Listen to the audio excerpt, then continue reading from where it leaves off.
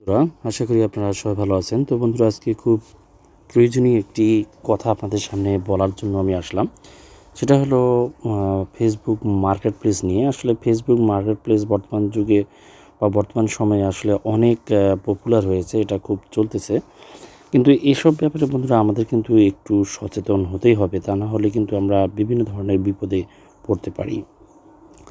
সেটা হলো কি বন্ধুরা, যে বর্তমান সময়ে আপনি দেখবেন যে ফেসবুক মার্কেট প্লেসে বিভিন্ন ধরনের কিন্তু অ্যাডগুলো চলে আসে। বিভিন্ন ধরনের অ্যাডগুলো আপনারা দেখতে পাচ্ছেন, এখানে খুব সুন্দর সুন্দর অ্যাড, প্রয়োজনীয় অ্যাড আসে।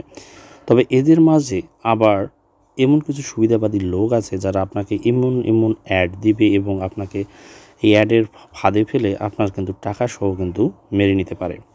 আমার বেলায় এটা হয়েছে। সেটা হলো কি, আমি একটা প্রিন্টারের জন্য অর্ডার করেছিলাম। তারা আমাকে আপনার সব কিছুই দিয়েছিল, যে স্ক্রিনশট।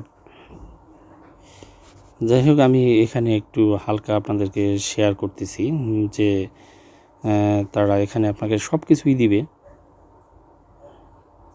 দেখুন, আমি একটু শেয়ার করি। দেখুন, এখানে আমি অলরেডি একটা প্রিন্টারের জন্য অর্ডার করেছিলাম। অর্ডার করার পর দেখুন, তার সাথে আমার কিন্তু বহুক্ষণ ধরে চ্যাটিং হয়েছে এবং আমার ঠিকানা কিন্তু সব কিছু দিয়েছি। সে আমাকে প্রিন্টারটা পর্যন্ত দেখাই দিয়েছে। দেখুন, প্রিন্টার দেখাই দিয়েছে। তারপর হলো অনেক ভয়েস কল থেকে শুরু করে সব কিছু। দেখুন, প্রিন্টারটা পাঠাচ্ছে, সেরকম ইয়েও দিয়েছে। প্রিন্টারের দেখুন আপনার লাইভ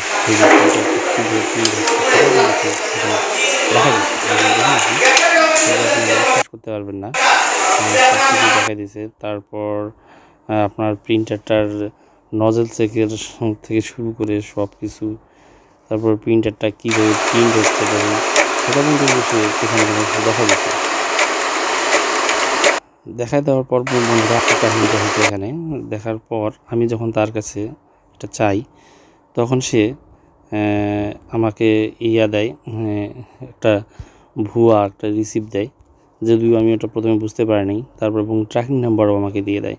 তখন আমি আবার ভুলবশত তাকে কিন্তু আমি অলরেডি পেমেন্টটা করে দিই, এবং পেমেন্ট করার পর থেকে তাকে কিন্তু আর এই মার্কেট প্লেসে পাওয়া যাচ্ছে না। আপনারা নিচে একটু খেয়াল করে দেখবেন, left the group, say automatic এই গ্রুপ থেকে চলে গেছে।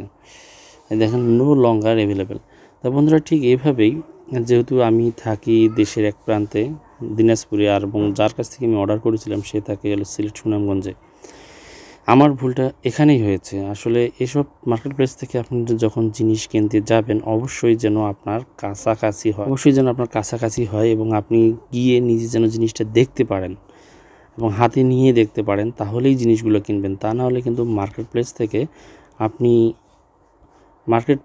আপনি কিন্তু ক্ষতিগ্রস্ত হতে পারেন। মার্কেট প্লেসের এখানে কোনো দোষ নেই, দোষ হবে মার্কেট প্লেস যারা ব্যবহার করতেছে তাদের কারণে।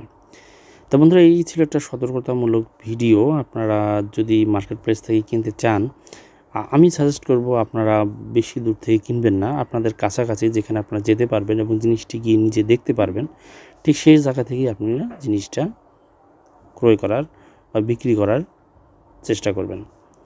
তো ঠিক আছে বন্ধুরা, এটা ছিল আমার একটা অভিজ্ঞতা, তাই আপনাদের মাঝে শেয়ার করলাম। আপনাদের কারো যদি এরকম কোনো অভিজ্ঞতা থেকে থাকে, তাহলে অবশ্যই কমেন্টস বক্সে লিখে উল্লেখ করবেন। আজকে এখানেই, ধন্যবাদ সবাইকে।